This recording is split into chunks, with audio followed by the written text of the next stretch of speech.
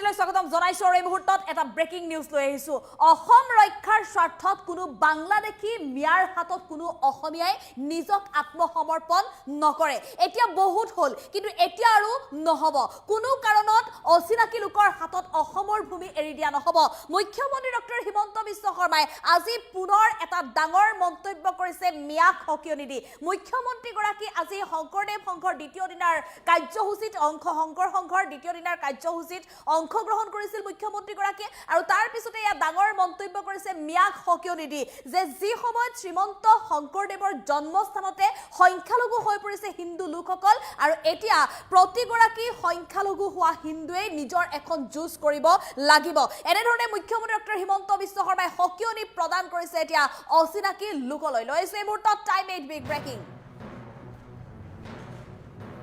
অসম ৰক্ষাৰ বাবে কোনো বাংলাদেশী মিয়াৰ ওচৰত আত্মসমৰ্পণ কৰা নহব মুখ্যমন্ত্ৰী ডক্টৰ হিমন্ত বিশ্ব শৰ্মাৰ হকিয়নি আজি অসমীয়া জাতিটোৱে সংকটৰ মাজেৰে দিন পাৰ কৰিবলগীয়া হৈছে অচিনাকি লোকে অসমীয়াৰ হাতৰ পৰা অৰ্থনৈতিক অধিকাৰ কাঢ়ি লৈ যোৱাৰ অপচেষ্টা কৰিছে 30 লাখ বিঘা ভূমি অসমীয়াৰ হাতৰ পৰা বিভিন্ন কূট কৌশলেৰে কাঢ়ি লোৱাৰ চেষ্টা কৰিছে অচিনাকি লোকে বহু ষড়যন্ত্ৰ কৰিছিল কিন্তু এতিয়া আৰু নহব আজি অসমীয়া অসমতে সংখ্যালঘুত পৰিণত হৈছে শ্ৰীমন্ত শংকৰদেৱৰ জন্মভূমি নগাঁও জিলাতে অসমীয়া লোক সংখ্যালঘু হৈ পৰিছে কিন্তু আৰু অসমীয়া অসমত অচিনাকি লোকক সহ্য কৰা নহব আৰু এই অচিনাকি লোকলৈ হকিয়নি মুখ্যমন্ত্ৰী ডক্টৰ হিমন্ত বিশ্ব শৰ্মাৰ আমি যোৱা 5 বছৰত 1.5 লাখতকৈ অধিক ভূমি অচিনাকি লোকসকলৰ পৰা উদ্ধাৰ কৰিলো 1,60,000 চৰকাৰী চাকৰিত নিযুক্তি প্ৰদান কৰিছো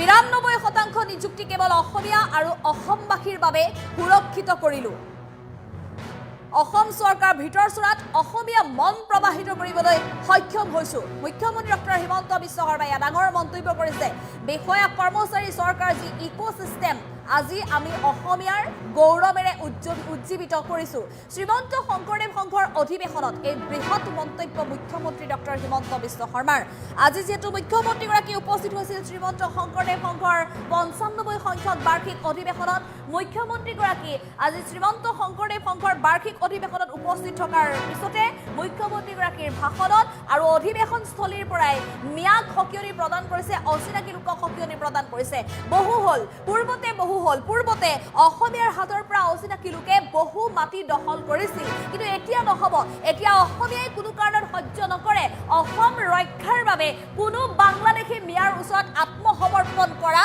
নহব এয়া মুখ্যমন্ত্ৰী ডক্টৰ হিমন্ত বিশ্ব শৰ্মাৰ শেষ হকিয়নি মিয়ালৈ শ্ৰীমন্ত শংকৰদেৱ সংঘৰ অধিৱেশনস্থলীৰ পৰাই এই হুংকাৰ দিছে এতিয়া মুখ্যমন্ত্ৰী গৰাকীয়ে শ্ৰীমন্ত শংকৰদেৱৰ জন্মস্থান নগাঁও কিন্তু সেই নগাঁওতে এতিয়া সংখ্যালঘুলৈ পৰিণত হৈছে হিন্দু লোকসকল কিন্তু এতিয়া কোনো কাৰণত মানি লোৱা নহব বিগত 5 বছৰত 1.5 লাখতকৈ অধিক ভূমি অচিনাকি লোকৰ হাতৰ পৰা উদ্ধাৰ কৰিলে ৰাজ্য চৰকাৰ উচ্ছেদ অভিযান চলিলে ৰাজ্যৰ প্ৰান্তে প্ৰান্তে আৰু সেই বেদখলকাৰীক উচ্ছেদ চলাই অসমীয়াৰ খিলঞ্জীয়াৰ ভূমি উদ্ধাৰ কাৰ্য ৰাজ্য চৰকাৰে অব্যাহত ৰাখিব আৰু এই প্ৰক্ৰিয়াৰ জৰিয়তে অচিনাকি লোকক প্ৰকৃত শিক্ষা দিয়া হ'ব গতিকে বিগত 5 বছৰত 1.5 লাখ ভূমি যিদৰে অচিনাকি লোকৰ পৰা উদ্ধাৰ কৰিলে আৰু এতিয়া নতুন সংকল্পৰে মুখ্যমন্ত্ৰী ডক্টৰ হিমন্ত বিশ্ব শৰ্মা কিমান চাকৰিত নিযুক্তি প্ৰদান কৰা হ'ল অসমত এতিয়া অসমীয়াই দপদপাই থাকিব লাগিব আৰু তাৰ বাবে অসমীয়াকে প্ৰতিটো মুহূৰ্তত আগবঢ়াই নিবৰ বাবে মুখ্যমন্ত্ৰী ডক্টৰ হিমন্ত বিশ্ব শৰ্মাই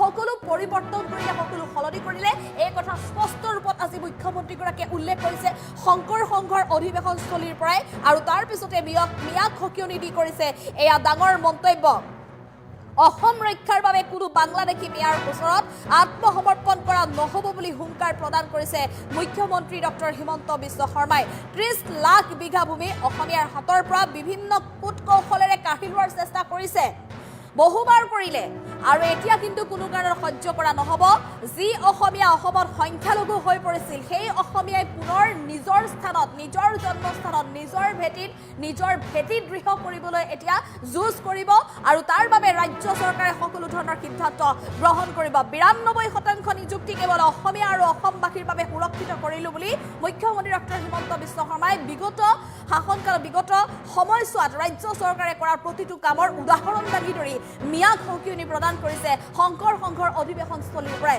আৰু এই মুহূৰ্তত মুখ্যমন্ত্ৰী ডক্টৰ হিমন্ত বিশ্ব শৰ্মাৰ সেই মন্তব্য আছে, মন্তব্য আগবঢ়াবলৈ চেষ্টা কৰিম।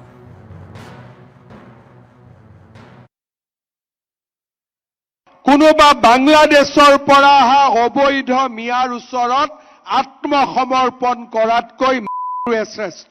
আজি আমাৰ জাতিটোৱে এক সংকটৰ মাজেৰে পাৰ কৰিছে। অসমীয়া লোকৰ কৰ্মৰ প্ৰতি অনীহা বুলি এক অপবাদ আমাৰ মূৰৰ ওপৰত জাপি দি একাংশ লোকে আমাৰ পৰা অৰ্থনৈতিক শক্তিসমূহ কাঢ়ি লৈ যাবলৈ প্ৰয়াস আৰু প্ৰচেষ্টা কৰিছে। আজি আমাৰ অসমত 30 লাখ বিঘা ভূমি আজি তেখেতসকলে বিভিন্ন কূটবুদ্ধিৰে দখল কৰি নিজৰ অধীনত আনিছে। আজি অসমৰ 12খন জিলাত অসমীয়া লোক সংখ্যালঘুত পৰিণত হৈছে। মহাপুৰুষ শ্ৰীমন্ত শংকৰদেৱৰ জন্মভূমি নগাঁও জিলাতেই আজি অসমীয়া লোক এক সংখ্যালঘিষ্ঠ ৰূপত প্ৰকাশ পাইছে। জাতীয় জীৱনৰ সন্ধিক্ষণৰ সময়ছোৱাত আমাৰ মাজত এছামে আত্মসমৰ্পণৰ ৰাস্তা বিচাৰি উলিয়াইছে। তেওঁলোকে কৈছে আমি নতুন বৰ অসম গঠন কৰিম।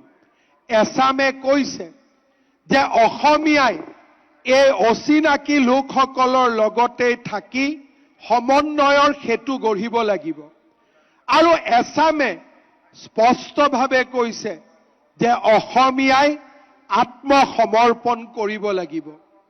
কিন্তু আমি যোৱা 5টা বছৰত 1.5 লাখতকৈও অধিক ভূমি অচিনাকি লোকসকলৰ পৰা কাঢ়ি আনিলো। 1,60,000 আমি চৰকাৰী নিযুক্তিত আমি 92% নিযুক্তি কেৱল অসমীয়া আৰু আমাৰ অসমবাসীৰ বাবে আমি সুৰক্ষিত কৰিলো। আজি অসমৰ চৰকাৰৰ ভিতৰ চৰাত আমি এটা অসমীয়া মন প্ৰবাহিত কৰিবলৈ সক্ষম হলো। এতিয়া আমাৰ বিষয়া কৰ্মচাৰী আৰু চৰকাৰৰ যি ইক'চিষ্টেম বুলি কওঁ সেই ইক'চিষ্টেমটোক আজি আমি অসমীয়াৰ গৌৰৱেৰে নতুনকৈ উজ্জীৱিত কৰিলো। এজন অসমীয়া হিচাপে আত্মসমৰ্পণৰ পথ মই স্বীকাৰ কৰিবলৈ বাধ্য নহয়। মই বিশ্বাস কৰো যে কোনোবা অচিনাকি লোকৰ ওচৰত কোনোবা বাংলাদেশৰ পৰা অহা অবৈধ মিয়াৰ ওচৰত আত্মসমৰ্পণ কৰাতকৈ শ্ৰেষ্ঠ। আৰু সেই আদৰ্শেৰে আজি অসমীয়াই অদম্য শক্তিৰে আমাৰ জাতিটোক আকৌ এবাৰ নতুনকৈ সঞ্জীৱিত কৰাৰ যুঁজত নামি পৰিছে। অৰ্থনৈতিক শক্তি আৰু অৰ্থনৈতিক সাহস হৈছে এই যুঁজৰ অন্যতম উপাদান। কোনোবা বাংলাদেশৰ পৰা অহা অবৈধ মিয়াৰ ওচৰত আত্মসমৰ্পণ কৰাতকৈ শ্ৰেষ্ঠ।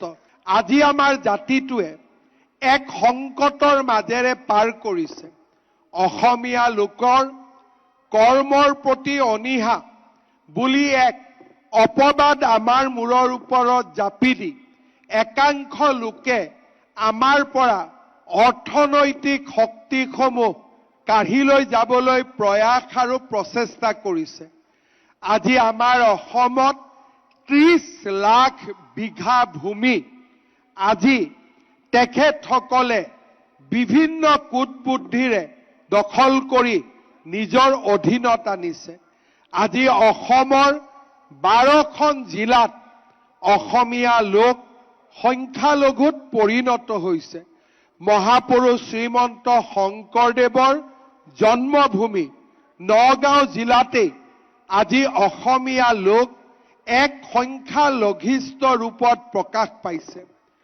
জাতীয় জীৱনৰ সন্ধিক্ষণৰ সময়ছোৱাত আমাৰ মাজত এছামে আত্মসমৰ্পণৰ ৰাস্তা বিচাৰি উলিয়াইছে। তেওঁলোকে কৈছে আমি নতুন বৰ অসম গঠন কৰিম।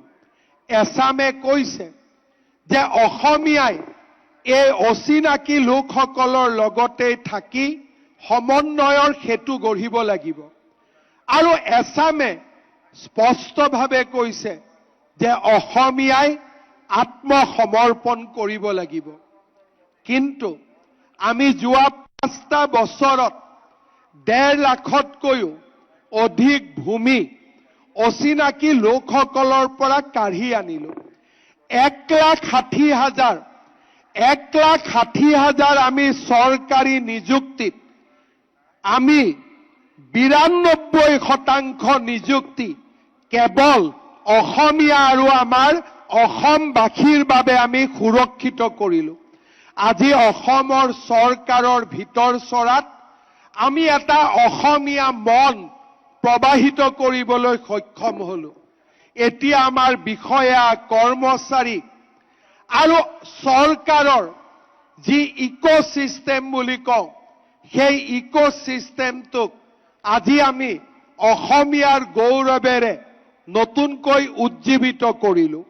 এজন অসমীয়া হিচাপে আত্মসমৰ্পণৰ পথ মই স্বীকাৰ কৰিবলৈ বাধ্য নহয়। মই বিশ্বাস কৰোঁ যে কোনোবা অচিনাকি লোকৰ ওচৰত, কোনোবা বাংলাদেশৰ পৰা অহা অবৈধ মিয়াৰ ওচৰত আত্মসমৰ্পণ কৰাতকৈ মৃত্যুৱে শ্ৰেষ্ঠ। আৰু সেই আদৰ্শেৰে আজি অসমীয়াই অদম্য শক্তিৰে আমাৰ জাতিটোক আকৌ এবাৰ নতুনকৈ সঞ্জীৱিত কৰাৰ যুঁজত নামি পৰিছে। অৰ্থনৈতিক শক্তি আৰু অৰ্থনৈতিক সাহস হৈছে এই যুঁজৰ অন্যতম উপাদান। কোনোবা বাংলাদেশৰ পৰা অহা অবৈধ মিয়াৰ ওচৰত আত্মসমৰ্পণ কৰাতকৈ মৃত্যুৱে শ্ৰেষ্ঠ। আজি আমাৰ জাতিটোৱে এক সংকটৰ মাজেৰে পাৰ কৰিছে। অসমীয়া লোকৰ কৰ্মৰ প্ৰতি অনীহা বুলি এক অপবাদ আমাৰ মূৰৰ ওপৰত জাপি দি একাংশ লোকে আমাৰ পৰা অৰ্থনৈতিক শক্তিসমূহ কাঢ়ি লৈ যাবলৈ প্ৰয়াস আৰু প্ৰচেষ্টা কৰিছে। আজি আমাৰ অসম